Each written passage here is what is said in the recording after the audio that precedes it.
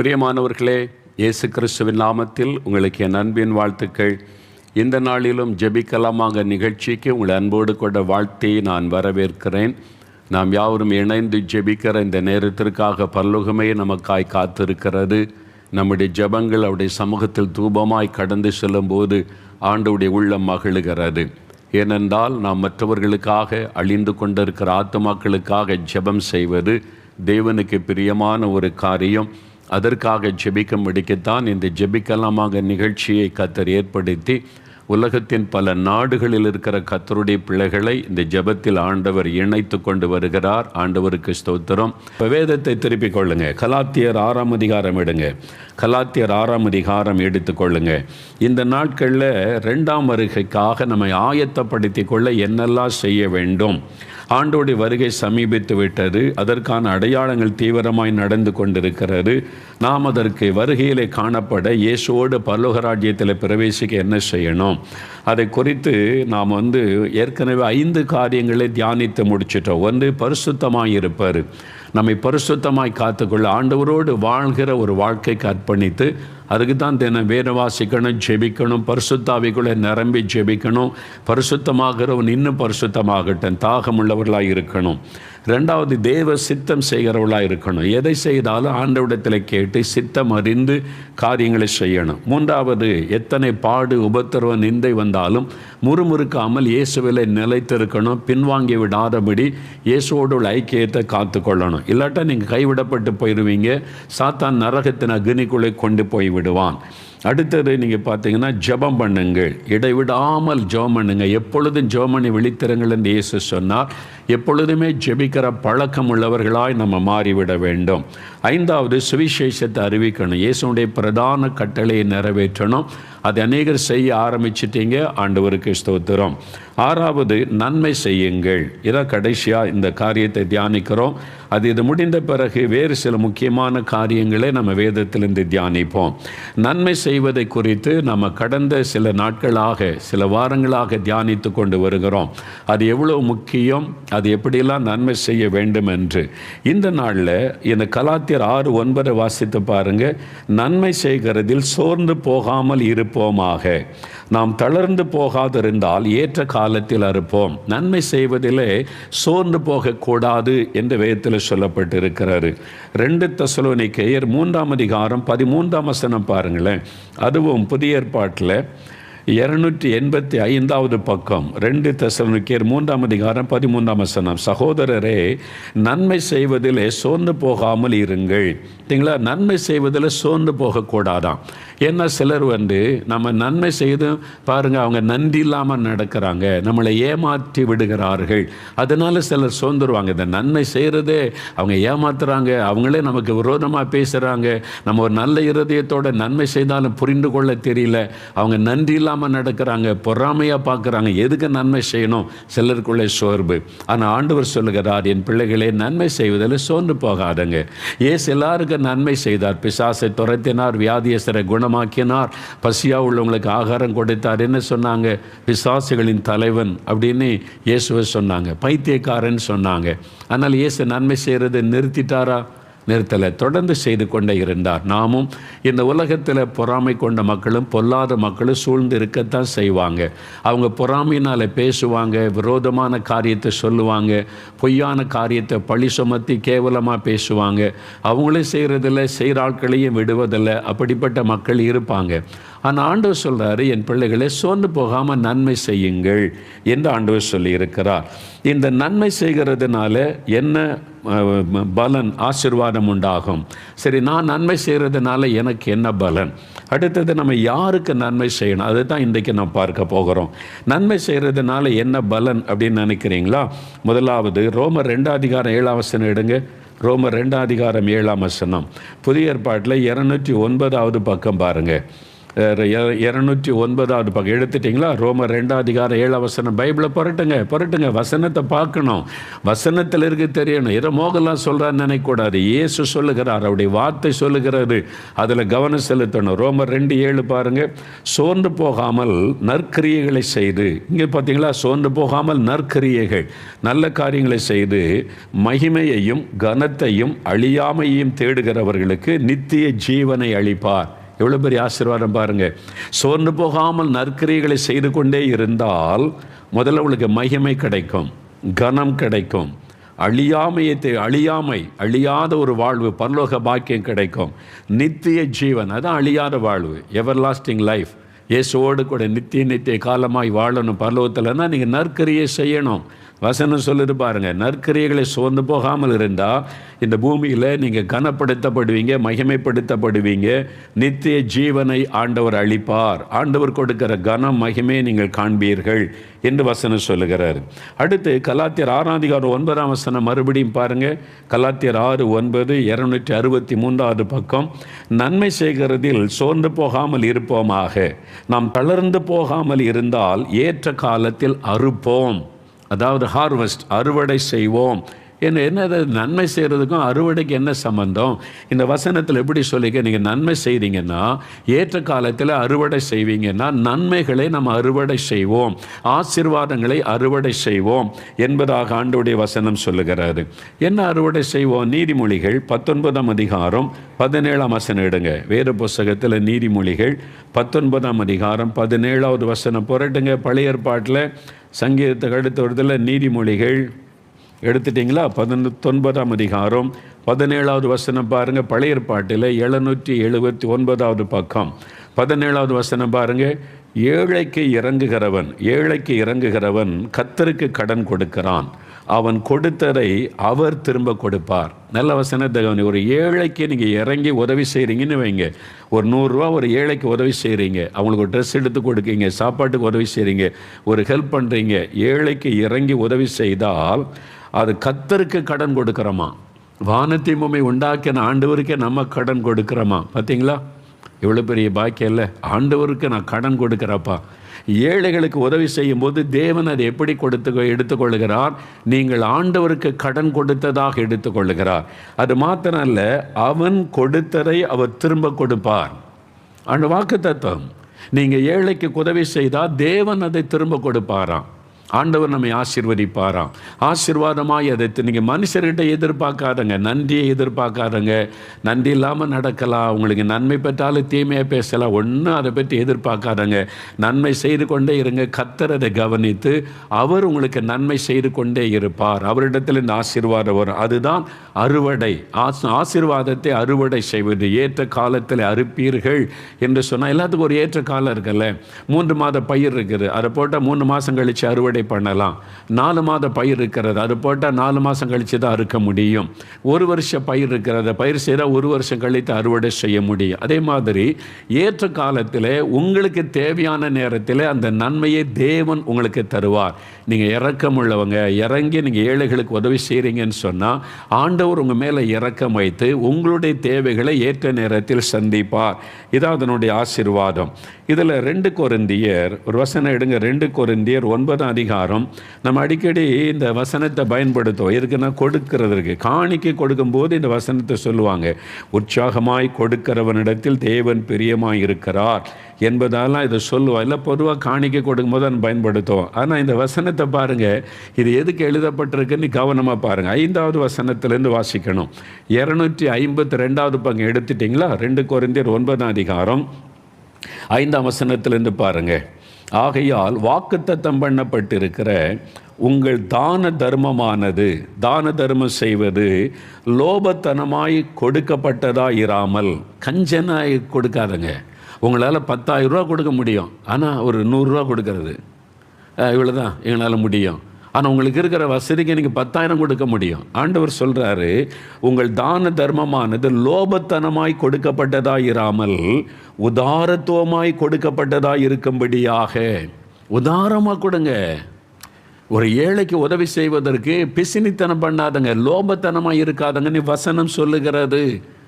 நீங்கள் ஆண்டவர்களை பார்த்துக்கிட்டே தான் இருக்கார். உங்களை எவ்வளோ ஆசீர்வச்சிருக்கிறார். கோடிக்கணக்கான சொத்து, லட்சக்கணக்கான பண வசதி இருக்குது. ஒரு ஏழைக்கு உதவி செய்ய வந்து வெறும் 100 ரூபா கொடுக்குற, 500 ரூபா தரேன்றது. ஆண்டவர் சொல்றார், ஏன் இப்படி லோபத்தனமாக இருக்கிற, நீ தாராளமாய் உதாரத்துவமாய் கொடுக்கணும் அப்படின்னு சொல்லிட்டு பாருங்க 6வது வசனம், பின்னும் நான் சொல்லுகிறது என்னவெனில், சிறுக விதைக்கிறவன் சிறுக அறுப்பான், பெருக விதைக்கிறவன் பெருக அறுப்பான். இது யாருக்கு எதுக்கு சொல்லப்படும் தெரியுமா? ஏழைகளுக்கு நீங்கள் உதவி செய்யும் போது கொஞ்சமாக கொடுத்தா கொஞ்சமாக தான் அறுவடை. நீங்கள் ஒரு மூட்டை நெல் விதைச்சிங்கன்னா அதுக்கேற்ற அறுவடை. 3 மூட்டை நீங்கள் நெல் விதைச்சா அதுக்கேற்ற அறுவடை கிடைக்கும். எதுவுமே அப்படி தானே. அப்போ சிறுக விதைச்சா சிறுகத்தான் நன்மையை அறுப்பீங்க. நீங்கள் பெருக விதைத்தால் உங்களுக்கு பெரிய நன்மைகளை, ஆசீர்வாதங்களை தேவன் தருவார், அறுவடையே தருவார் என்று. அப்புறம் பாருங்கள் 7ஆம் வசனத்தில், அவனவன் விசனமாயும் அல்ல கட்டாயமாயும் அல்ல, தன் மனதில் நியமித்தபடியே கொடுக்க கடவன், உற்சாகமாய் கொடுக்கிறவனிடத்தில் தேவன் பிரியமாயிருக்கிறார். தசமபாக காணிக்கை என்பது சபை கொடுக்கிறது வேற. இந்த இடத்துல சொல்லப்படுவது தர்ம காரியத்தை குறித்து பவுல் எழுதுகிறார். அந்த காலத்தில் ஒரு பஞ்சம் வந்தபோது எருசலேமில் தேவ பிள்ளைகள் பாதிக்கப்பட்டாங்க. அப்பொழுது பல சபைகளை சார்ந்த ஆண்டவருடைய பிள்ளைகள் அவங்க பணம் கொடுத்து அந்த விசுவாசிகளை தாங்குவதற்கு கொடுத்து அனுப்பினாங்க. அதை குறித்து பவுல் சொல்லும்போது, நீங்கள் கஷ்டப்பட்டுலாம் கொடுக்க வேண்டாம், விசனை வந்துட்டாங்களே ஏதோ கொடுப்பா, அப்படி வேண்டாம். ஆண்டவர் சொல்றார், வேண்டாம், கட்டாயமாய் அல்ல, விசனமாயும் அல்ல, கட்டாயம், மனதில் நியமித்தபடி. உங்கள் மனதில் சந்தோஷமாக இவ்வளோ கொடுக்க நியமிச்சிங்கன்னா அதை கொடுங்க. உற்சாகமாய் கொடுத்தாதான், முறுமுறுப்பாக கொடுக்காதங்க. வந்துட்டாங்களே ஏதோ கேட்குறாங்களே செய்யணும்ல, உற்சாகமாய் மன மகிழ்ச்சியோடு நீங்கள் செய்தாதான் நீங்கள் ஆசீர்வாதத்தை காண முடியும் என்பதாக வேதம் சொல்லுகிறார். அதைத்தான் ஆண்டவர் சொல்லுகிறார், நீங்கள் நன்மை செய்வதில் சோர்ந்து போகாமல் இருந்தால் ஏற்ற காலத்திலே அறுவடை செய்வீர்கள், ஆசீர்வாதத்தை அறுவடை செய்வீங்கன்னு சொல்லப்பட்டிருக்கு. சரி, யாருக்கு நன்மை செய்வது? உற்சாகமாக செய்யணும், மன மகிழ்ச்சியை செய்யணும். யாருக்கு நன்மை செய்யணும்? நற்கிரியை நன்மை செய்யுங்கன்னு ஆண்டவர் சொல்கிறாரு. யாருக்கு நன்மை செய்யணும்? கலாத்தியர் 6ஆம் அதிகாரம் 9ஆம் வசனம் மறுபடியும் பாருங்கள். கலாத்தியர் 6ஆம் அதிகாரம் 9ஆம் வசனம் 10வது வசனம் பாருங்கள். 10வது வசனம், ஆகையால் நமக்கு கிடைக்கும் சமயத்திற்கு தக்கதாக யாவருக்கும், விசேஷமாக விசுவாச குடும்பத்தாருக்கு நன்மை செய்ய கடவோம். இந்த வசனத்தில் 2 காரியம் சொல்லியிருக்கு. ஒன்று, யாவருக்கும் நம்ம நன்மை செய்யணும். நம்ம கிராமத்தில், பட்டணத்தில், நம்ம இருக்கிற பகுதியில் இருக்கிற எல்லா மக்களுக்கும். அதில் ஜாதி பார்க்கக்கூடாது, மதம் பார்க்கக்கூடாது, மொழி வித்தியாசம் பார்க்கக்கூடாது. எல்லாருக்கும் நம்ம உதவி செய்யணும் அப்படின்னு தான் ஆண்டவருடைய வசனம் சொல்லுகிறாரு. யாவருக்கும் உதவி செய்யுங்க. இவங்கெல்லாம் நம்ம சபையை சார்ந்தவங்க இல்லை, இவங்க கிறிஸ்தவங்க இல்லை, இவங்க நம்ம ஏனால் அப்படி நினைக்காதங்க. நீங்கள் எல்லாருக்கும் உதவி செய்யணும். உங்களை சுற்றி இருக்கிறவங்க என்ன மத நம்பிக்கையில் இருந்தாலும், என்ன மொழி பேசுகிறவங்களாக இருந்தாலும், என்ன இனமாக அவங்க நினைத்து கொண்டு இருந்தாலும் எல்லாருக்கும் நீங்கள் உதவி செய்யுங்க. தேவையுள்ள மக்களுக்கு, அதான் பாருங்கள், சமயத்திற்கு ஏற்றத்தக்கது, சமயத்திற்கு தக்கதாக யாவருக்கும் நம்ம உதவி செய்யணுமா. அப்படி உதவி செய்யும்போது நம்ம கவனிக்க வேண்டிய முக்கியமான காரியம் என்ன தெரியுமா? நீதிமொழிகள் 3ஆம் அதிகாரம் 27ஆம் வசனம் எடுங்க. நீதிமொழிகள் 3ஆம் அதிகாரம் 27வது வசனம் திருப்பங்க. நீதிமொழிகள் 3:27 என்ன சொல்லுதுன்னு பாருங்கள். பைபிள் வசனத்தை அப்படியே மனசில் நீங்கள் பதித்து கொள்ளலாம்ல. நீதிமொழிகள் 3ஆம் அதிகாரம் 27வது வசனம் பாருங்கள். 765வது பக்கம் பழைய ஏற்பாட்டில், நன்மை செய்யும்படி உனக்கு திராணி இருக்கும்போது அதை செய்யத்தக்கவர்களுக்கு செய்யாமல் இராதே. நல்ல வசனத்தை கவனிங்க. நன்மை செய்யும்படி உனக்கு திராணி இருக்கும்போது, உங்கள் திராணிக்கு தக்கதாக, உங்களால் இவ்வளோ தான் கொடுக்க முடியுமா, சந்தோஷமாக கொடுங்க. கடன் வாங்கிலாம் நீங்கள் நன்மை செய்ய வேண்டாம். ஆண்டவர் அப்படி சொல்லுவாண்ட, என்ன இருக்குதோ அதை கொடுத்து உதவி செய். ஆண்டவர் சொல்லும், 2 வஸ்திரம் இருக்குது, ஒருத்தனுக்கு ட்ரெஸ்ஸே இல்லை, ஒன்றை கொடுத்து உதவி செய். அப்படி தான் சொல்கிறாரே தவிர நீ கடன் வாங்கி செய்ய, உனக்குள்ள எல்லாத்தையும் கொடுத்துட்டு நீ சும்மா இரு, அப்படி ஆண்டவர் சொல்லவில்லை. நன்மை செய்யும்படி திராணி இருக்கும்போது, திராணிக்கு ஏற்றபடி அதை செய்யத்தக்கவர்களுக்கு செய்யாமல் இராதே என்று வசனம் சொல்லுது. செய்யத்தக்கவர்கள், திராணிக்கு ஏற்றபடி செய்யணும், செய்யத்தக்கவர்களுக்கு செய்யணும். அதான் தமிழில் ஒரு பழமொழி சொல்லுவாங்கள்ல, பாத்திரம் அறிந்து பிச்சை போடு அப்படின்னு பழமொழி. அதுதான் வசனம். செய்யத்தக்கவர்களுக்கு செய், நீ தகாத ஆள்களுக்கு செய்யாத. ஏன் அப்படி ஆண்டவர் சொல்லியிருக்கிறார் தெரியுமா? நம்மளை ஏமாத்துறதுக்கு ஒரு கூட்டம், நீங்கள் நன்மை செய்ய ஆரம்பிச்சிட்டிங்கன்னா ஏமாற்றுறதுக்கு ஒரு கூட்டம் வருவாங்க, பொய்யா சொல்லுவாங்க, அவங்களுக்கு தேவையே இருக்காது, அவங்க வந்து ஏழையாக கஷ்டப்படுற மாதிரி நடிப்பாங்க, அது மாதிரி. அதனால் செய்யத்தக்கவர்களா, இவங்களுக்கு இந்த உதவி தேவையா, அதை பார்த்து நம்ம செய்யணும் என்பதாக சொல்லப்பட்டிருக்கிறது. அப்போ நான் ஆரம்பத்தில் அப்படி தான் நிறைய பேருக்கு வர்றவங்களுக்கெல்லாம், கஷ்டப்படுறவங்களுக்கெல்லாம் ஆண்டு சொல்லியிருக்கிறா நம்ம உதவி செய்யணும்னு செய்து கொண்டிருந்த போது ஒரு சமயம் பாருங்களேன், 2 கையுமே இல்லை. ஒரு நண்பர் வந்தார். இந்த 2 கையுமே இங்கே கட்டாகி இருந்தது, டவல்னால் மூடி இருந்தால். அது அப்படி இப்படி அசைத்து எடுத்தால் 2 கையுமே இல்லை. எனக்கு ரொம்ப பக்குன்னு ஆயிட்டு. இவர் எப்படி பஸ்ஸில் ஏறுவார், எப்படி டிக்கெட் எடுப்பார், பஸ்ஸில் தான் வந்திருக்கிறார், 2 கையுமே இது வரைக்கும் கட்டாகிருக்குது. அது மாதிரி ஏதோ ஒரு விபத்தில். அப்போ ரொம்ப பரிதாபம் இல்லை, யாருக்கும் அந்த மாதிரி பார்த்தா இறக்கம் வரும்ல. அவர் வந்து என்னையா அப்படின்னு கேட்டேன். மகளுக்கு கல்யாணம் வச்சுருக்கிறேன், அந்த திருமணத்துக்கு ரொம்ப கஷ்டமான சூழ்நிலை, உங்களுக்கு என்ன செய்யணும் எதிர்பார்க்குறீங்க, வர்றவங்களுக்கு சாப்பாடு கொடுக்கணும், அதுக்கு தான் கொஞ்சம் பணம் எனக்கு தேவை இருக்குது அப்படின்னு சொன்னார். ஆனால் அவர்கிட்ட பேசுகிறேன், எனக்கு ஒரு மேலே ஒரு இறக்கமே வரமாட்டேங்குது. பொதுவாக சாதாரணமாக கஷ்டப்படுற ஒருத்தர் பார்த்தாலே ஒரு மனதுருக்கம் வரும், பரிதாபம் வரும்ல, இறக்க வரும். ஆண்டவர் இறக்கமுள்ள தேவன் மாதிரி நமக்குள்ள ஒரு இறக்கம் வரும். 2 கையுமே இல்லை, இவ்வளோ பேர் அவர் கஷ்டப்பட்டு சொல்கிறாரு, இறக்கமே வரமாட்டேங்குது. எனக்குள்ளே அது மாதிரி ஒரு மாற்றம் வரணுன்னு எனக்கு சந்தேகம் ஆயிட்டு. நான் சொன்னேன், சரி உங்கள் அட்ரஸ் கொடுங்க, எங்கள் ஊர்லேருந்து கொஞ்சம் தூரம், பக்கத்து ஊர் சாத்தான்குள்ளன்னு ஒரு ஊர் இருக்குது. அப்போ உங்கள் அட்ரஸ் கொடுங்க, நான் வந்து உங்களுக்கு பணம் கொடுத்து அனுப்புகிறேன். எவ்வளோ பேர் வருவாங்க கல்யாணத்துக்கு, கொஞ்சம் பேர் தானே சொன்னார். அது ஒரு அளவு சொன்னார். சரி நான் கொடுத்து அனுப்புகிறேன், நீங்கள் போங்கன்னு சொல்லி அனுப்பிட்டேன். அப்போ கல்யாணத்து அன்னைக்கு காலையில் நான் எங்கள் ஊழியத்துலேருந்து ஒரு சகோதரர்கிட்ட கொஞ்சம் பணம் கொடுத்து, ஒரு 7 மனுஷன் வந்தார், 2 கையில் மகளுக்கு கல்யாணமா. ஆனால் நீங்கள் போய் நேரடியாக அப்படி வீட்டுக்கு போகாதங்க, அந்த தெருவில் இருக்கிறவிட்ட விசாரிங்க, அவர் வீட்டில் கல்யாணம் நடக்கதான்னு விசாரித்து, திருமணம் நடந்தால் இந்த பணத்தை விட கொடுத்துட்டு வாங்க அப்படின்னு சொல்லி அனுப்பினேன். அவர் போன வேகத்திலேயே அங்கே வரைக்கும் போயிட்டு சைக்கிளில் மெனக்கெட்டு போயிட்டு, அந்த நாள் ஞாபகம் இருக்குது, அப்போ பஸ்ஸு ஓடலை, ஸ்ட்ரைக்கு. அப்போ அதனால் சரி ஒரு நம்ம பாதிக்கப்படக்கூடாதுன்னு சொல்லி இவர்கிட்ட நான் காசு கொடுத்து அனுப்புகிற. சைக்கிளில் போயிட்டு அந்த வீட்டை தேடி கண்டுபிடிச்சி விசாரித்து திருப்பி வந்தார். என்ன சொன்னார்னா, கல்யாணமே இல்லை, அவருக்கு ஏற்கனவே 2 பிள்ளைகள் வந்து கல்யாணம் ஆயிற்று, பொய் சொல்லி இருக்கிறாரு. அங்கே போய் விசாரித்தா அவங்களுக்கு அவருக்கு பிள்ளைகளுக்கு எப்போவோ கல்யாணம் ஆகிட்டா, இப்போ கல்யாணம்லாம் ஒன்றுமே இல்லையே அப்படின்னு சொல்லி போன வீட்டு வாசலில் அவர் உட்காந்துருக்கிறாராம். என்னையாச்சுன்னா ஏதோ பொய்யான காரியெல்லாம் சொல்கிறார். அந்த தெருவில் உள்ளவங்க சொல்லிட்டாங்க, அவர் பொய் சொல்லுவார், ஏமாற்றுவார், இப்படி தான் அப்படின்னு சொல்லி. உண்மையே கேட்டு எனக்கு ஒரு கஷ்டம், உதவி செய்யுங்கன்னு கேட்கலாம், பொய்யானதை சொல்லி பாருங்கள். அதனால தான் எனக்கு அந்த இறக்கமே வரலை. அது மாதிரி இன்னொரு முறை ஒரு விதவை தாயார் வந்தாங்க, தன்னுடைய வாலிப மகள் அழைத்து கொண்டு வந்து அழுகிறாங்க. அப்படி என்னன்னு கேட்டால், வீடு ஒழுகுதையா, நான் ஒரு தையல் மிஷின் வச்சு தச்சு என் குடும்பத்தை நடத்துகிறேன், நான் ஒரு விதவை, என் மகளை படிக்க வைக்கணும், வீடு ஒழுகுது, கூரை போடணும், மழை காலம் வருதுன்னு அழுகிறாங்க.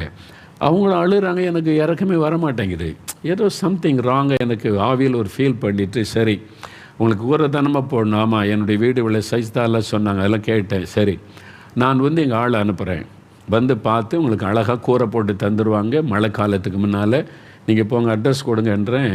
இல்லை நீங்கள் ஆளெல்லாம் அனுப்ப வேண்டாம், இதெல்லாம் வர வேண்டாம், நீங்கள் என்ன முடியுமோ காசு கொடுங்க, நான் போட்டுக்கிறேன்றாங்க.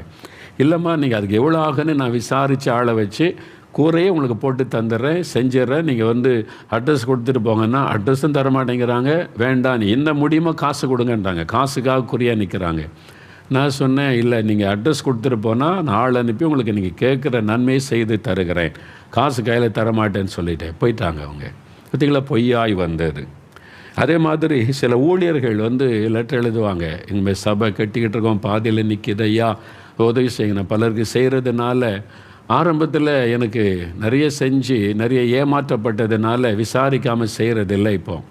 அதனால் எங்கே போனாலும் விசாரித்து அவங்க நல்ல ஒளி செய்கிறாங்களா, நல்ல சபை நடத்துகிறாங்களா, அவங்களுக்கு நம்ம செய்யணும், தகுதி உள்ளவங்களுக்கு. அதான் வசனம் சொல்லுகிறாரு. பார்த்திங்களா, செய்யத்தக்கவர்களுக்கு தான் உதவி செய்யணும், ஏமாற்றவங்களுக்கு இல்லை. நான் சிலர் அனுப்பி பார்த்தா அவருக்கு இடமும் கிடையாது, சர்ச்சும் கிடையாதுங்க அப்படின்னு சொல்லி அனுப்பிட்டாங்க. அதுக்கு பிறகு தான் நான் வந்து இனி நம்ம எதுவும் ஏமாற்றமான ஒரு காரியத்தை செஞ்சிடக்கூடாது, ஏழை ஜனங்க அனுப்புகிற காணிக்கை வீணாக செலவு செய்து விடக்கூடாது என்று விசாரித்து தான் செய்வது. இப்போ வந்து விசாரிக்காமல் செய்கிற ஆண்டுடிக்கிறவில் தமிழ்நாட்டில் எல்லா மாவட்டத்திலும் நம்ம ஊழியத்தை நேசிக்கிற மக்கள் இருக்கிறாங்க, இந்தியாவின் மாநிலங்கள்லாம் இருக்கிறாங்க.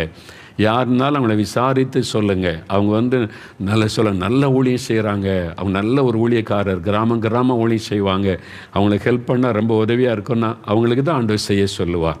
அதே மாதிரி உங்கள் வீட்டுக்கு பக்கத்தில் இருக்கிறவங்க, தெருவில் இருக்கிறவங்கன்னா நீங்கள் வந்து அதை விசாரித்து இவங்களுக்கு உதவி செய்தால் அது பிரயோஜனமாக இருக்கும், இவங்க உண்மையாகவே பாதிக்கப்பட்டிருக்கிறாங்க அப்படின்றவங்களை நீங்கள் அறிந்து செய்யத்தக்கவர்களுக்கு நீங்கள் உதவி செய்யணும் என்பதாகத்தான் வசனம் சொல்லுகிறது.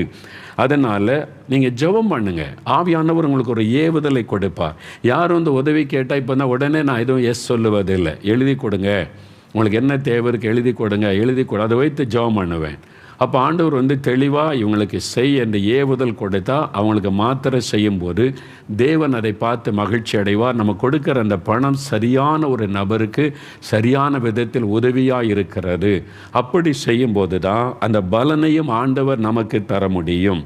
சிலரையாமல் எல்லாருமே நம்ம அப்படி பார்த்துட்டு இருக்க முடியாது. சிலர் வந்து போகிற வழியில் கையேந்துவாங்க, குழந்தைகள் வச்சுருவாங்க, குழந்தையா இதுக்கு அதெல்லாம் விசாரிக்காதங்க. உங்களால் முடிந்த ஒரு சின்ன ஒரு 5 ரூபா 10 ரூபா சாப்பாடு கொடுக்க போகிறீங்க, ஒன்றுக்கும் ஆராய்ச்சி பண்ணி கொண்டே இருக்கக்கூடாது. அதில் ஒரு சிலர் ஏமாத்துறவங்க இருப்பாங்க, பரவாயில்ல. ஆனால் இத்தனை பாதிக்கப்பட்ட மக்கள் நீங்கள் ஒன்றுக்கு ஆராய்ச்சி பண்ணாதபடி இருக்கணும். முக்கியமான காரியங்களுக்கு ஜெபம் பண்ணி தேவனுடைய ஆலோசனையின்படி நீங்கள் உதவி செய்யணும். அதனால் செய்யத்தக்கவர்களுக்கு நம்ம செய்யணும் அப்படின்னு பார்க்குறோம். ஒன்று.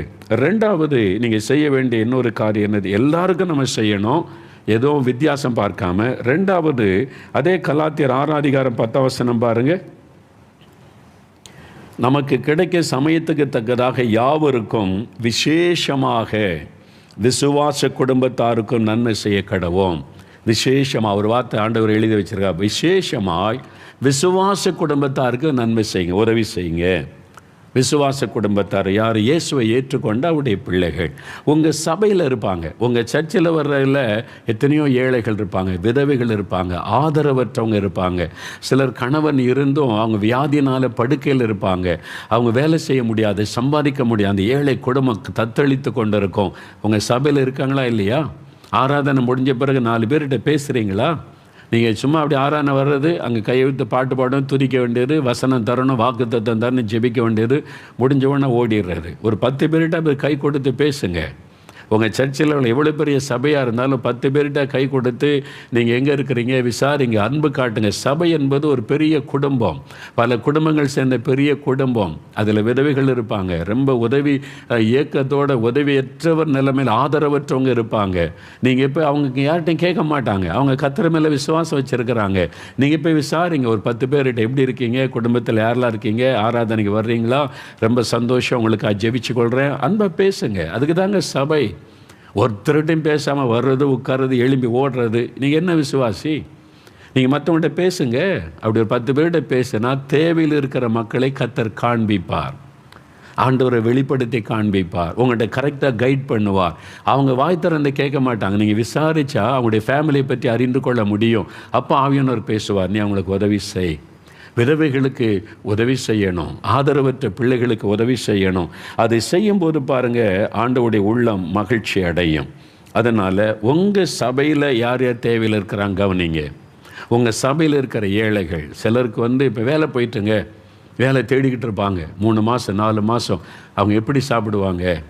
நீங்கள் என்னைக்காவது விசாரிச்சிங்களா, வேலை செய்கிறீங்களா பிரதர்ன்னு கேட்டால் 2 மாதம் ஆச்சு வேலை இல்லை, வேலை தேடிக்கிட்டே இருக்க, கஷ்டம்தான். உங்களுக்கு வேலை இருக்குது, உங்களுக்கு பிஸ்னஸ் இருக்குது, வருமானம் வருது, அந்த 2 வேலை கிடைக்க வரைக்கும் ஒரு உதவி செய்யுங்க. ஒரு அரிசி பருப்பு தேவையான பொருள் வாங்கி கொடுங்க. அவங்களுக்கு எவ்வளோ பெரிய சந்தோஷம். அவங்கள வாய் விட்டு கேட்க மாட்டாங்க. அவங்களாம் சபைக்கு வர்றவங்க, நம்மளாம் ஒரே சபையில் இருக்கிறோமே. நீங்கள் ஜெபம் பண்ணி பார்த்தீங்கன்னா சபைக்குள்ளேயே இருப்பாங்க. அதனால தான் வசனம் தெளிவாக சொல்லுது, விசேஷமாய் விசுவாச குடும்பத்தாருக்கு உதவி செய்யுங்கள்.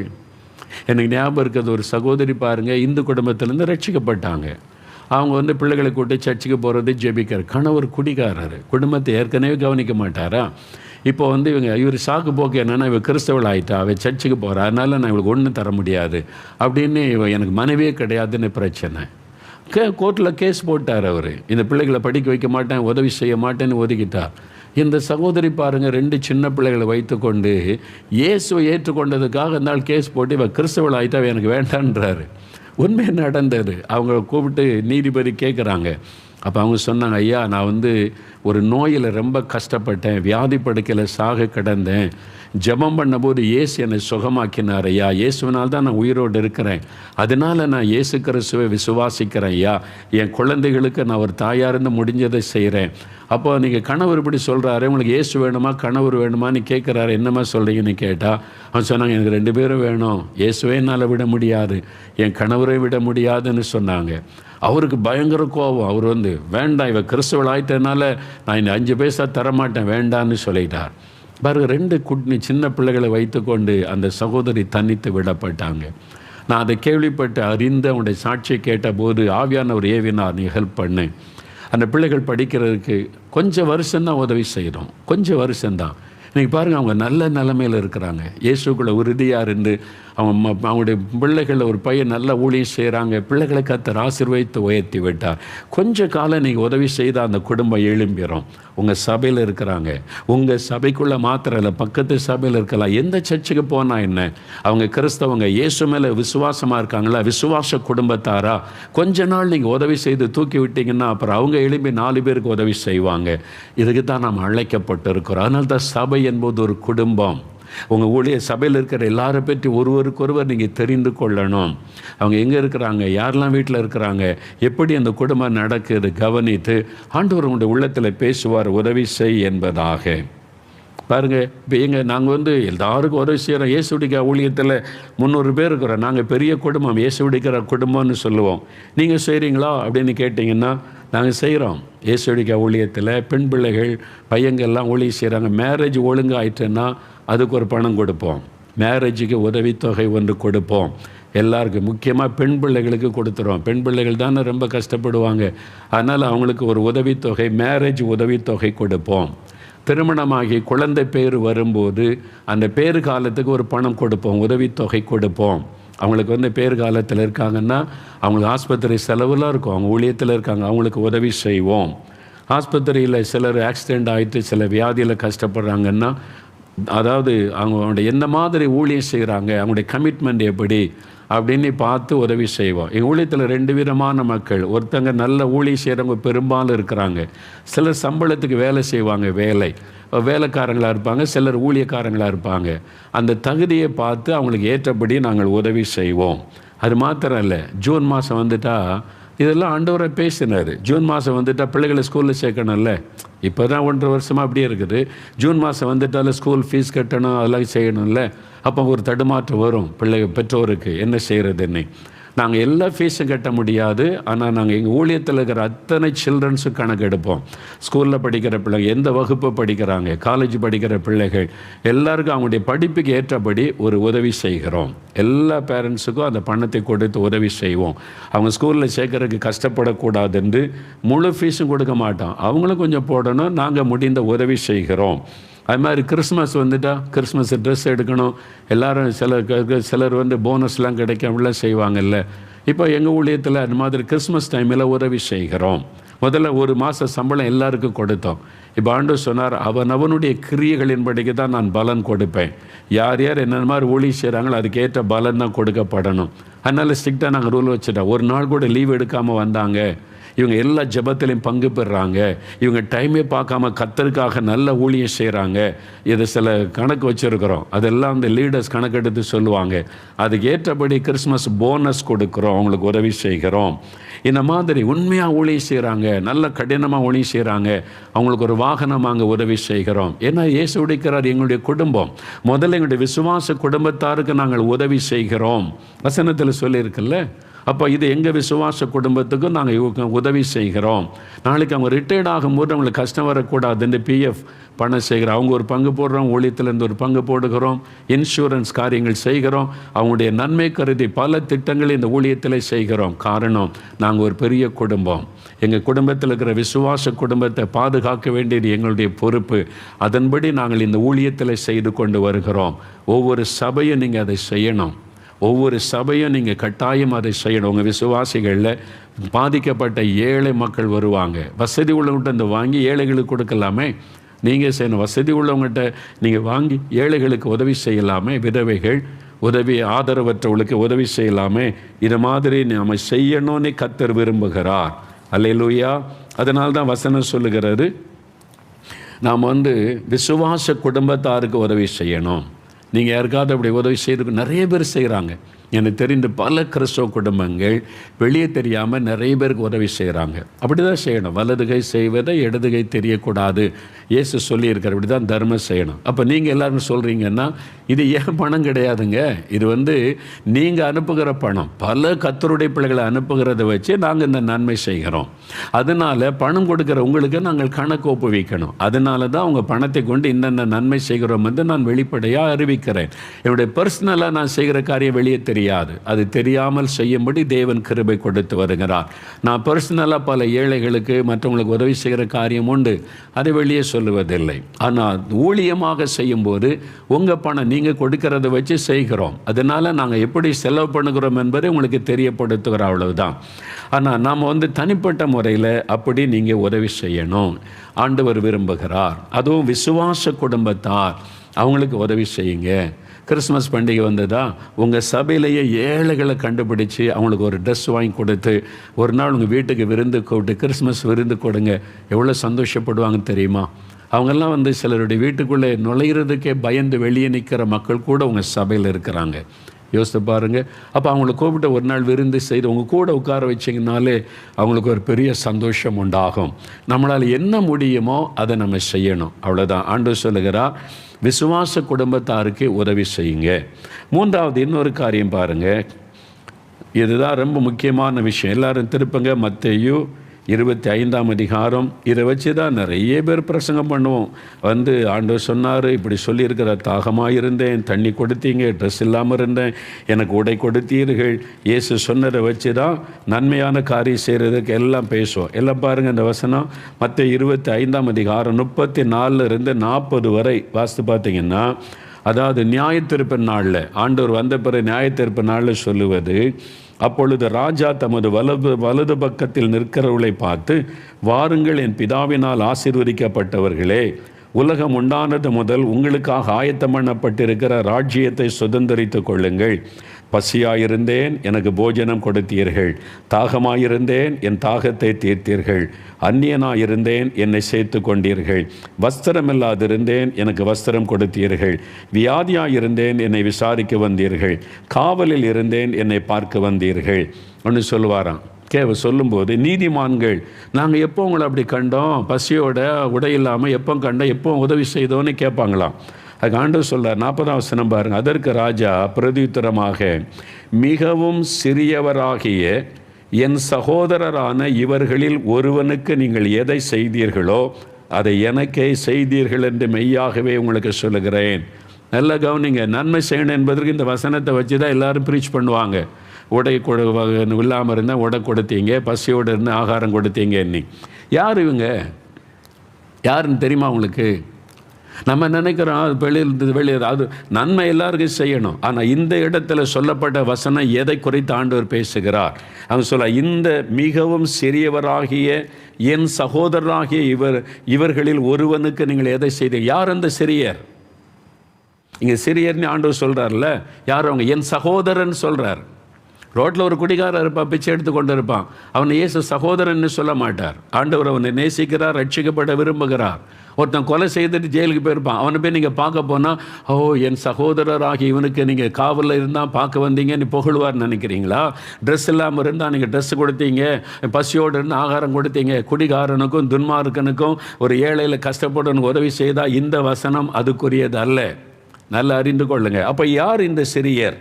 ஆண்டவர் சொல்றார்ல, மிகவும் சிறியவராகிய என் சகோதரரான இவர்களில் ஒருவனுக்கு எதை செய்தீர்களோ எனக்கே செய்தீர்கள். இந்த இடத்துல யாரை இயேசு குறிப்பிடுகிறார்?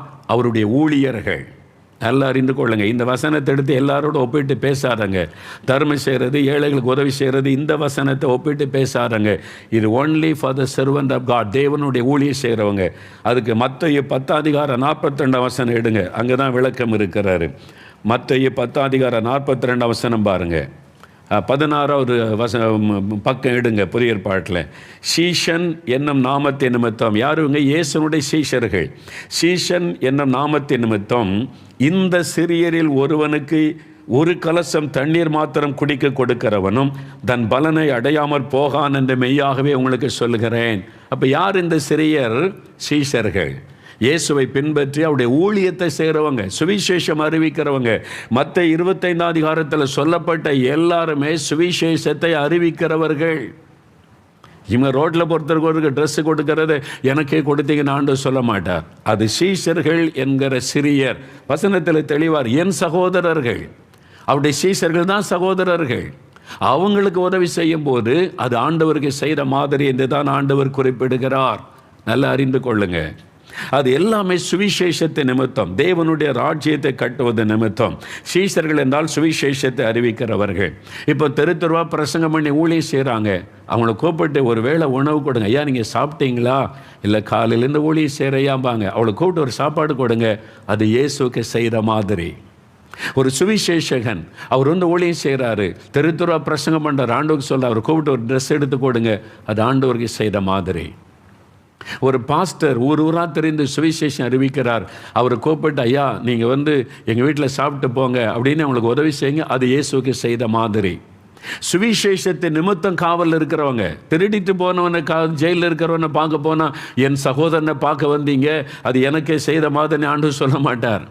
ஒரு ஊழியத்தின் நிமித்தம், சுவிசேஷத்தின் நிமித்தம் ஒருவனை லாக்கப்பில் வச்சுருக்க, ஜெயிலில் வச்சுருக்கேன்னா அவங்கள போய் நீங்கள் பார்த்து ஆறுதல் சொல்லும்போது இயேசுவையே நீங்கள் பார்க்க வந்த மாதிரி. அதான் அது கருத்தம்.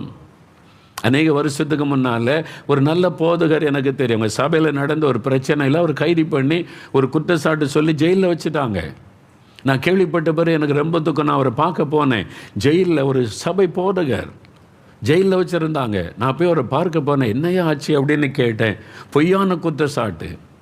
ரொம்ப மனம் உடைஞ்சிரு. அவர் சொன்னார், பிரதர் ஒருத்தருமே என்னை பார்க்க வரல, என்னுடைய சபையாரோ என்னுடைய மேல் இடமோ யாருமே என்னை பார்க்க வரல, என் உடன் ஊழியர்கள் ஒரு போதகர் கூட வரல, நீங்கள் என்ன. அவருக்கு ரொம்ப ஒரு ஆறுதல். அதுதான் ஆண்டவர் சொல்கிறார். சுவிசேஷத்தின் நிமித்தம், ஊழியத்தின் நிமித்தம் ஒருத்தர் ஜெயிலில் வச்சுருந்து அவங்கள போய் விசாரித்து பார்ப்பார்.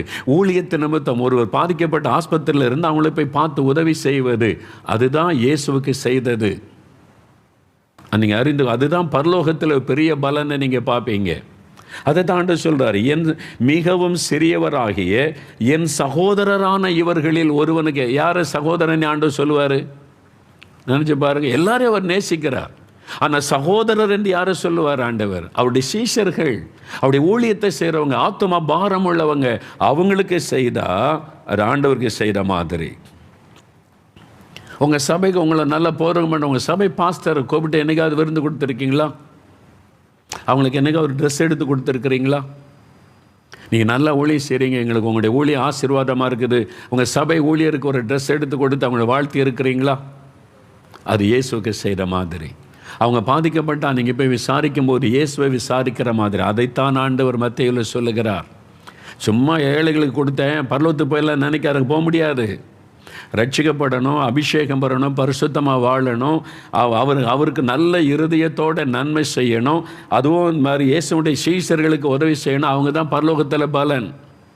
நீ ஜெபமும் பண்ணுறதில்ல, ஆத்மாதயமும் செய்கிறதில்ல, பணத்தை வச்சுக்கிட்டு ஏழைகளுக்கு உதவி செய்கிறேன், பரலோகத்துக்கு போன ஆண்டவர் என்னை கூப்பிடுவார், நீ வா, நான் பசியாக இருந்தேன், சாப்பாடு கூப்பிடவே மாட்டார். அது இந்த உலகத்திலே பலன் கிடச்சிடும், அவ்வளோதான். பரலோகத்தில் பலன் கிடைக்காது. ஏழைகளுக்கு உதவி செய்தியா கர்த்தர் திரும்ப கொடுப்போம், உலகத்திலே தந்துடுவார். அது இங்கே உலகத்தில் இந்த பலன் அடைந்து தீர்ந்துருவீங்க. பரலோகத்துக்கு போகணுமானா ஊழியத்தின் மீது கரிசனையோடு ஆத்தும ஆதாயம் செய்கிறவங்க, தேவனுடைய ராஜ்யத்தை கட்டுறவங்க, சுவிசேஷத்தை அறிவிக்கிறவங்களுக்கு உதவி செய்தால் பரலோகத்தில் உங்களுக்கு பலன் பெருகும். அறிந்து கொள்ளுங்க. அப்போ அவருடைய சீஷர்கள், அவருடைய நாமத்தை அறிவிக்கிறவங்க மேலே நீங்கள் அதிகமாக கவனம் செலுத்தணும். உண்மையாக ஊழியம் செய்கிறவங்க, ஏமாத்துறவங்க இல்லை. ஊழியக்காரன்ற பேரில் சும்மா ஏமாற்றி கொண்டு ஊழியமே செய்யாமல் ஊர் சுற்றி கொண்டு இருக்கிற சுவிசேஷங்கள் இருக்கிறாங்க, பாஸ்டர்மார் இருக்கிறாங்க, பிஷப்மார்கள் இருக்காங்க. ஒரு நயா பைசாக்கு பிரயோஜனம் கிடையாது. ஒருத்தருக்கு சுவிசேஷம் சொன்னது கிடையாது, ஒருத்தரை ரட்சிப்புகளை நடத்துவதில்லை. வெறுமனை அங்கி போட்டு கொண்டு பாஸ்டர் என்று சொல்லிக்கொண்டு செய்கிற ஒரு சிறு கூட்டம் இருக்கிறார். எல்லாரும் இல்லை, பெருங்கூட்டம் நல்லா பாடுபட்டு உழைத்த ஊழியம் செய்கிறாங்க. ஒரு சிறு கூட்டம் ஏமாற்றுகிறவங்க சுற்றி தெரிகிறாங்க. இதை சொல்லி வயிறு தான் உடைய தேவன், வைத்த பிழைப்புக்காக அவங்களுக்கு செய்தால் ஆண்டவர் சொல்லுவார், நீ ஏமாத்துறவனுக்கு ஏன் கொடுத்த? நீ அவனுக்கு கொடுத்து அவனை கள்ளன் ஆக்கிட்ட, உனக்கு தரம் இடரல் ஆகிட்டான் அப்படின்னு உங்கள் பலனே இல்லாமல் போயிடும். நீங்கள் நல்ல தேவனுடைய ராஜ்யத்தை கட்டுகிற பணிக்கு கொடுத்தாதான் பரலோகத்தில் அது அங்கீகரிக்கப்படும். நீங்கள் கள்ளனுக்கும் துன்மார்க்கனுக்கும் கள்ள தீர்க்கதரிசிக்கும் கள்ள போதகனுக்கும் ஏமாற்றுகிற பொய்யனுக்கும் நீங்கள் கொடுத்த ஊழியத்தை கொடுத்தேன்னு ஆண்டு சொல்லுவார், இது ஏன் பங்கில் வரல, பரலோகத்தில் வரலன்னு சொல்லிடுவார். அதனால் யாருக்கு செய்கிறீங்க, அவங்க என்ன செய்கிறாங்க, நீங்கள் கொடுக்குற பணத்தை வைத்து அதை வைத்து தேவனுடைய ராஜ்யத்தை கட்டுறாங்களா, 4 பேருக்கு சுவிசேஷம் சொல்கிறாங்களா, அது மூலம் ஆத்மா ரட்சிக்கப்படுறாங்களா, கவனித்த உதவி செய்தால் அப்போ ஆண்டு சொல்வார், இந்த சிறியரில் ஒருவனாகிய என் சகோதரனுக்கு நீங்கள் செய்தீங்க. ஏமாத்துறவனை சகோதரன் சொல்ல மாட்டார். அவங்க பிசாசின் ஊழியக்காரர் என்று பைபிள் இருக்குது, சாத்தானுடைய ஊழியக்காரர்கள். அவங்க கள்ள தீர்க்க தரிசனம் சொல்கிறவங்க, கள்ள போதகர்கள், கள்ள சகோதரர்கள், கள்ள ஊழியர்கள், சாத்தானுடைய ஊழியத்தை நிறைவேற்றவங்களும் இயேசுவின் பெயரை சொல்லிக்கொண்டு அவங்க வேடம் அணிந்து கொண்டு சுற்றி திரிகிற அநேகர் இருக்கிறாங்க. அவங்களுக்கு நீங்கள் காணிக்கை கொடுத்து உதவி செய்தீங்க, இருக்கிறதே இழந்து போயிடுவீங்க. அதனால் நீங்கள் யாருக்கு செய்யணும்னு கவனிக்கணும். உங்களுடைய பணம் வீணாகி விடக்கூடாது. அதனால தான் பாருங்கள், நாங்கள் எல்லாத்தையும் நீங்கள் கவனிக்கிறாரு. நீங்கள் நல்ல ஏழை ஊழியக்காரங்க எத்தனையோ பேர் தெருக்களில் பிரசங்கம் பண்ணுவாங்க. இப்போ எனக்கு தெரிந்த நிறைய சுவிசேஷங்கள் ஊழியக்காரங்க இருக்காங்க. உண்மையாக ஊழியம் செய்கிற பாஸ்டர்மார் தெரியும், எனக்கு உண்மையாக ஊழியம் செய்கிற நல்ல சுவிசேஷங்கள் தெரியும். அவங்க கஷ்டப்பட்டு ஊழியம் செய்கிறாங்க. கிறிஸ்மஸ் டைமில் அவங்களுக்கெல்லாம் கூப்பிட்டு ஒரு புது ட்ரெஸ்ஸு கொடுத்து ஒரு கிஃப்ட் கொடுத்து உற்சாகப்படுத்துவது உண்டு. அது ஒரு பெரிய சந்தோஷம். நீங்கள் கர்த்தருடைய ஆவியினால் ஏவப்பட்டு சரியான ஆளுக்களுக்கு செய்தால் உங்களுக்கு ஒரு சந்தோஷம் வரும். அதனால தான் நீங்கள் ஜெபிக்கணும், ஆண்டவரே நான் இவருக்கு செய்யலாமா அப்படின்னு. கர்த்தரே உங்களை வழி நடத்துவார், கைட் பண்ணுவார். பாருங்கள், வட இந்தியாவிலிருந்து நாம் இது மாதிரி ஹெல்ப் பண்ணணும்னு தெரிஞ்சவொடனே தொடர்பு கொண்டாங்க. நாங்கள் கொஞ்சம் பாஸ்டர்மாரெலாம் இருக்கிறோம், கிராமத்தில் சபை நடத்துகிறோம், கொரோனா காலத்தில் சர்ச்சை நடத்த முடியல, கஷ்டப்படுகிறோன்னு சொல்லி வட இந்தியாவிலிருந்து இன்னும் அங்கே கர்த்தர் ஆண்டுடைய கிருபையினால் நமக்கு ஊழியத்தின் ஆட்கள் தந்திருக்கிறார். உடனே அவங்களோட தொடர்பு கொண்டு இவங்களை போய் விசாரிங்க, இந்த மாதிரி இருக்காங்களான்னு கேட்டால் விசாரித்து அவங்களுக்கு எல்லாம் உதவி செய்ய தேவன் கிருபை கொடுத்தார். சரியான ஆள் மூலமாக சரியான தேவை உள்ள மக்கள் கையில் அது போய் கிடைக்கணும், அதான் முக்கியம். இடையில ஏமாற்றி விடுகிற மக்கள் இருக்கிறாங்க, அதில் நீங்கள் கவனமாக இருக்கணும். அதனால தான் நாங்கள் விசாரித்து செய்வது. கிறிஸ்மஸ் வந்துட்டால் ஒரு ஏழை ஊழியக்காரங்க ரோடாக பிரசங்கம் பண்ணி தெருவாக பிரசங்கம் பண்ண எத்தனை பேர் சிறுவர் ஊழியம் செய்கிறாங்கங்க. அவங்களாம் வெளியே தெரியாது, சிறுவர் ஊழியம் செய்கிறாங்க. தெருவாக போய் கிராம சின்ன பிள்ளைகளுக்கு ஊழியம் செய்கிற சிறுவர் ஊழியத்துக்கு நம்ம யாரும் ரொம்ப சப்போர்ட் பண்ணுவதில்லை. நாங்கள் பாருங்கள், அதனால் ஒரு 20-25 பேரை கூப்பிட்டு அவங்களுக்கு கொஞ்சம் பொருளாக வாங்கி கொடுத்தோம், நல்ல உற்சாகமாக செய்யுங்க அப்படின்னு சொல்லி. அது ஆண்டவருக்கு சந்தோஷம், ஆண்டவருக்கு பெரிய உண்மையாக ஊழியம் செய்கிறவங்களுக்கு உதவி செய்யுங்க. அப்போ நீங்கள் பணத்தை வீணாக்காதங்க. ஒரு பிஸ்னஸ்மேன் சொன்னார், பிரதர் நான் ஜெபம் பண்ணி தேவனுடைய தெளிவான நடத்தது இல்லாமல் 5 பைசா காணி கொடுக்க மாட்டேனார். நான் நிறைய கொடுப்பேன் கர்த்தருக்காக, அதுதான் கர்த்தரை நான் ஆசீர்வதிக்கிறார். அதனால் வர்ற எல்லாருக்குமே நான் கொடுக்க மாட்டேன். நான் கொடுக்குறேன்னு தெரிஞ்சு பலர் வருவாங்க, எல்லாருக்கும் கொடுக்க மாட்டேன். ஓப்பனாக சொல்லிடுவேன், நான் ஜெபிக்கிறேன், ஆண்டவர் சொன்னால் உங்களுக்கு தருவேன், போயிட்டு வாங்கன்னு அனுப்பிடுவேன் அப்படின்னு சொன்னார். அதனால் நான் ஜெபம் பண்ணுவேன், ஆனால் கர்த்தருக்கு கொடுக்க வேண்டிய அளவு நான் கொடுக்குறேன். நல்ல ஊழியக்காரரை கர்த்தர் காண்பிப்பார், அவங்களுக்கெல்லாம் நான் கொடுக்குறேன் பிரதர், கர்த்தர் என்னை ஆசீர்வதிக்கிறார் என்று சொன்னார். அதுதான் சரியான முறை, ஜெபிக்கணும். அப்போ ஆண்டவர் சொல்லுங்க, அப்போ எப்பவும் பரிசுத்த ஆவியினுடைய நடத்துதலோடு செய்யணும். நான் சொன்ன ஏற்கனவே என்னுடைய பையில் 2 கவர் இருக்கும். ஒன்று ஊழியர்களுக்கு கொடுக்கிற ஒரு தசமபாகம், இன்னொன்று ஏழைகள் மாதிரி பாதிக்கப்பட்ட மக்களுக்கு, அதாவது ஆதரவற்ற மக்களுக்கு கொடுக்கிற தசமபாகம் எப்போ என்னுடைய கைப்பைக்குள்ளே வச்சுருப்பேன். போகிற வழியில் அங்கங்கே சந்திக்கும் போது ஆண்டவர் யாருக்கு கொடுக்க சொன்னாலும் கொடுக்க ரெடியாக, பெரும்பாலும் நான் அப்படி ரெடியாக இருப்பேன். ஒரு சமயம் எனக்கு ஞாபகம் இருக்குது, சென்னையிலேருந்து வரும்போது ஒரு வீட்டில் ஜெபிச்சுட்டு வரும்போது காணி கொடுத்தாங்க. நல்லா இவ்வளோ சைஸ் கவருக்குள்ளே வைத்து, நான் உடனே அதை எண்ணி பார்க்கல, வீட்டுக்கு வந்து ஜெபம் பண்ணி அப்புறம் திறக்கிறது, அதை அப்படியே பைக்குள்ளே வைத்திருந்தேன். வர்ற வழியில் ஒரு டீ கடையில் டீ குடிப்பதற்கு வண்டியை நிறுத்தினாங்க டிரைவரில். அப்போ நானும் கொஞ்சம் இறங்கி நின்றேன். அப்போ ஒரு கிராமத்தில் ஊழியம் செய்கிற ஒரு ஊழியர், நான் முன்னப்பின் அவருக்கு பார்த்ததில் பழகலை, நம்மளே தெரியல, ஓடி வந்து பேசினார், பிரதர் என்று சொல்லி சந்தோஷமாக பேசினார். அவர் என்னை பார்த்துட்டு சந்தோஷமாக வந்து பேசினார். வேறு ஒன்றும் அவர் எதிர்பார்க்கலாம் இல்லை. ஆனால் அவர்கிட்ட எப்படி இந்த கிராமத்துக்கு வந்தீங்க அப்படின்னு கேட்டேன். அவர் சொன்னார், எனக்கு ஆந்திரா மாநிலம், நான் ஜெபிக்கும் போது ஆண்டவர் தமிழ்நாட்டுக்கு இந்த கிராமத்துக்கு போன்னு சொன்னார். இங்கே ஊழிங்க யாரையுமே தெரியாது, இப்போ தமிழ் கற்றுக்கொண்டேன், நிறைய ஆத்மாக்களை ஆண்டவர் தந்திருக்கிறாரு சந்தோஷமாய் சொன்னார். அவர் ஒரு எதிர்பார்ப்பு மேலே ஒன்றும் கேட்கல. ஆண்டவர் பேசினார், உன் காணிக்கை அவன்கிட்ட கொடுன்னு சொன்னார். அந்த கவரில் எவ்வளோ இருக்குன்னு கூட நான் எண்ணலை. ஆண்டவர் சொன்னார், அது அப்படியே கொடு என்று சொன்னார். நான் அதை அப்படியே அந்த கவரை எடுத்து இதை கர்த்தர் உங்களுக்கு தருகிறார், நீங்கள் சந்தோஷமாக ஊழியம் செய்யுங்கன்ட்டு வந்தேன். அதில் எவ்வளோ இருந்துன்னு இன்றைக்கு வரைக்கும் எனக்கு தெரியாது. ஆனால் கர்த்தர் கொடுக்க சொன்னார். ஒரு முறை ஒரு ஊழியத்தை முடிச்சுட்டு வரோம். இதே மாதிரி ஒரு டீ கடையில் டீ குடிக்க எல்லோரும் இறங்குனாங்க. நானும் இறங்கி அப்படி நின்றேன். அந்த கடையை பார்த்து கொண்டு இருந்தேன். ஒரு ஊழியக்காரர் ஓடி வந்தார். வந்து ஒரு பாஸ்டர் அவர் சொன்னார், இங்கே சபை வச்சிருக்கேன் பிரதர், இப்படி நடக்குது, ரொம்ப சந்தோஷமாக நாங்களும் எழுப்புதலுக்கு ஜெபிக்கிற நல்ல அவரோட பேசும்போது ஆத்மா பாரமுள்ள ஒரு மனிதர். அவர் ஒன்றும் எதிர்பார்க்கல, அவ்வளோதான் அன்பாக பேசி கொண்டு இருந்தார். ஆவியானவர் பேசினார், நீ அவனுக்கு கொடு என்று சொல்லி. அப்போ நான் பைக்கெட்டில் இந்த காணிக்கை எடுத்து அவர் கையில் நான் கொடுத்தேன். நான் அப்படியே பார்த்தார். எதுக்கு பிரதர்னார். இல்லை, கர்த்தர் கொடுக்க சொல்கிறாரு, உங்களுடைய தேவை இதன் மூலமாக சந்திக்கப்படும் அப்படின்னு சொல்லிட்டு. அப்போ அவருக்கு ஏதோ ஒரு தேவை இருக்குது. கர்த்தர் அதை அறிந்து சரியாக நம்மளை சந்திக்க வைப்பார். சரியான ஊழியக்காரர் நம்மளை நடத்துவார். நான் ஜெபம் பண்ண, உங்கள் சித்தமில்லாத யாரும் என்னை சந்திக்கக்கூடாது, உங்களுக்கு சித்தமானவங்க தான் என்னை சந்திக்கணும், இந்த காணிக்கை சரியான ஆள் கையில் நான் கொடுக்கணும் ஆண்டவரே அப்படின்னு ஜெபம் பண்ணி தான் எடுத்து வைப்பேன். அழகாக கர்த்தர் நடத்துவார். நீங்கள் ஜெபம் பண்ணி ஆண்டோடைய வழி நடத்துதலோடு செய்யுங்க. அப்போ ஆண்டவர் சொல்லுவார், இந்த சிறியரில் ஒருவனுக்கு எதை செய்தீங்களோ அதை எனக்கே செய்தீர்கள். அந்த ஊழியக்காரங்களுக்கு, அது சுவிசேஷத்தை அறிவிக்கிறவங்களுக்கு, பாஸ்டர்மார்கள், போதகர்கள், சிறுவர் ஊழியம் செய்கிறாங்க, அவங்களுக்கெல்லாம் யாரும் காணிக்கை கொடுப்பது இல்லை. அவங்கள கண்டுபிடிச்சு நீங்கள் கொடுத்து உதவி செய்த ஆண்டவர் மகிழ்ச்சி அடைவார். உண்மையாக ஊழியம் செய்கிறாங்க. இப்போ என்ன, நீங்கள் டிவியில் பார்த்தனால மோகலாச சொல்கிறீங்க. ஆனால் நான் பரலோகத்துக்கு போகும்போது நான் விசுவாசிக்கிறேன், நிறைய பேர் ஒன்றுமே தெரியாத அநேகரை கர்த்தர் பரலோகத்தில் மேன்மையாய் கனப்படுத்துவார். அவங்கெல்லாம் டிவிலே வரல, அவங்க பேர் வால் போஸ்ட்ல இல்லை, யாருக்கும் தெரியாது. ஆனால் தெருவா பிரசங்கிக்கிறாங்க சுவிசேஷத்தை. அவங்க தான் பரலோகத்தில் மேன்மையாய் கனப்படுத்தப்படுவாங்க. உண்மையில் நான் அப்படிப்பட்ட பலரை என் ஊழிய பாதையில் சந்தித்திருக்கிறேன். பாஸ்டர்மார்கள், சுவிசேஷகர்கள், சிறுவர் ஊழியம் செய்கிறவங்க நிறைய பேர் இருக்கிறாங்க. நீங்கள் உங்களை ஆண்டவர் கைட் பண்ணுவார். நான் ஆண்டவரே இந்த காணிக்கை நான் யாருக்கு கொடுக்கணும்னு ஜெபிச்சிங்கன்னா சரியான ஒரு ஊழியக்காரர் கைட் பண்ணுவார். அவங்களுக்கு செய்து பாருங்கள், உங்களுக்குள்ள ஒரு மகிழ்ச்சி இருக்கும். அவங்க ஆசீர்வதிக்கும் போது அந்த ஆசீர்வாதம் உங்களுக்கு மெய்யாய் பலிக்கும். அதனால் தான் ஆண்டவர் சொல்றார், இந்த சிறியரில் என் சகோதரரான இவர்கள். சும்மா ரோட்டில் நிற்கிறவன்னு அவனுக்கும் உதவி செய்கிறது சகோதரன்னு சொல்ல மாட்டார் ஆண்டவர். அது ஏழைகளுக்கு உதவி செய்வது, அதுக்கும் பலன் உண்டு.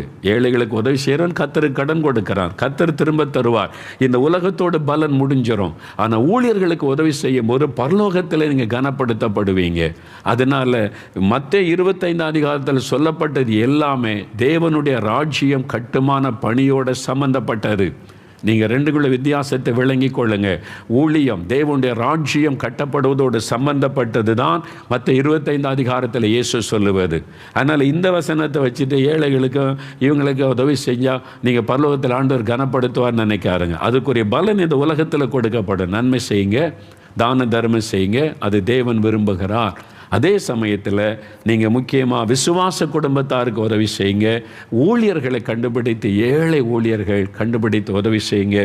இனிமேல் கிறிஸ்மஸ் நாட்களில் ஒரு ஏழை ஊழியக்கான குடும்பமாக இன்வைட் பண்ணி சுவிசேஷம் அறிவிக்கிறவங்களுடைய பாதங்கள் எவ்வளவு அழகாக இருக்கிறது. சபையிலையாவது மாதந்தோறும் காணிக்க வரும். ஆனால் தெருவா பிரசங்கிக்கிற நிறைய சுவிசேஷங்கள் இருக்கிறாங்க. அவங்களுக்கு யாருமே காணிக்கையெல்லாம் கொடுப்பது இல்லை. அவங்களை யாருக்குமே தெரியாது. அவங்க ரோட்டில் நின்று டாக்ஸ் கொடுப்பாங்க, ஊழியம் செய்வாங்க, இருக்கிறத வச்சு வாழுவாங்க.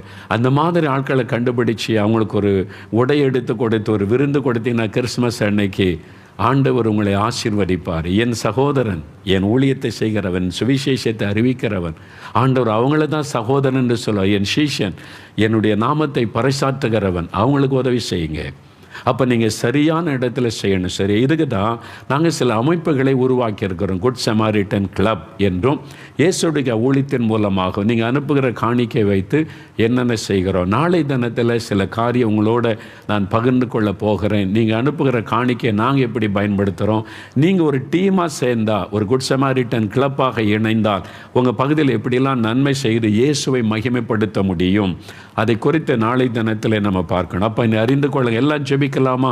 முதல்ல எல்லாருக்கும் உதவி செய்யணும். தேவை உள்ள மக்களுக்கு, விசுவாச குடும்பத்தாருக்கு உதவி செய்யணும். தேவனுடைய ஊழியர்கள், சுவிசேஷத்தை அறிவிக்கிற இயேசுவின் சிநேகிதர்களுக்கு உதவி செய்யணும். ஜெபிக்கலாமா? இப்போ ஆண்டவரே, நானும் அப்படி உதவி செய்யணும். உதவி செய்வதில் சோர்ந்து போகக்கூடாது. சோர்ந்து போகாமல் நான் உதவி செய்ய எனக்கு கிருபை கொடுங்க ஆண்டவரே. சரியான ஆட்களுக்கு நான் உதவி செய்யணும் ஆண்டவரே. ஏமாற்றுறவங்களுக்கு நான் உதவி செய்திடக்கூடாது ஆண்டவரே. கள்ளர்களுக்கும் பொய்யர்களுக்கும் நான் உதவி செய்து விடக்கூடாது ஆண்டவரே. என் பணம் வீணாகிவிடக்கூடாது. உம்முடைய ராஜ்ய கட்டுமான பணிக்கு அந்த பணம் செலவு செய்யப்படணும். நன்மையான மக்களுக்கு நான் செய்யணும். ஆண்டவரே, நன்மை செய்ய ஒப்பு கொடுக்கிறேன்னு சொல்லுங்க. இருதயத்தில் கை வைத்து ஜெபிங்க. தகப்பனே, யார் யார் ஒப்பு கொடுத்து சொந்து போகாமல் நன்மை செய்யவும், சரியான மக்களுக்கு நன்மை செய்ய வழி நடத்துதலை கொடுங்க, கைட் பண்ணுங்க. ஆவியானவர் உங்களுக்கு உதவி செய்த நடத்துங்க என்று நான் ஜெபிக்கிறேன். அப்பா, விசுவாச குடும்பத்தாருக்கு உதவி செய்ய கிருபை கொடுங்க. தன்னுடைய சபையில் இருக்கிற விசுவாச குடும்பத்தார், ஏழை பிள்ளைகள், ஆதரவற்ற மக்களை தாங்கி பிடிக்க ஒவ்வொருவருக்கு உதவி செய்யுங்க. ஏழை ஊழியர்களை நினைத்தருளி சுவிசேஷத்தை அறிவிக்கிற ஊழியர்களுக்கு உதவி செய்ய, நன்மை செய்ய ஒவ்வொருவருக்கும் கிருபை கொடுங்க. கர்த்தரப்படி ஆசீர்வதிக்கிறதற்காய் ஸ்தோத்திரம், ஸ்தோத்திரம். நன்மை செய்ய எங்களை அர்ப்பணிக்கிறோம். நற்கிரியைகளை செய்ய ஒப்பு கொடுக்கிறோம். சோர்ந்து போகாமல் நற்கிரியை செய்ய அர்ப்பணித்துக் கொள்கிறோம். இயேசு கிறிஸ்துவின் நாமத்தில் ஜெபிக்கிறோம் பிதாவே. ஆமேன், ஆமேன். என் ஆத்துமாவே கர்த்தரை சோஸ்திரி, என் முழு உள்ளமையுடைய பரிசுத்தமுள்ள நாமத்தை சோஸ்திரி. என் ஆத்துமாவே கர்த்தரை சோஸ்திரி, அவர் செய்த சகல உபகாரங்களை மறவாதே. ஆமேன், ஆமேன்.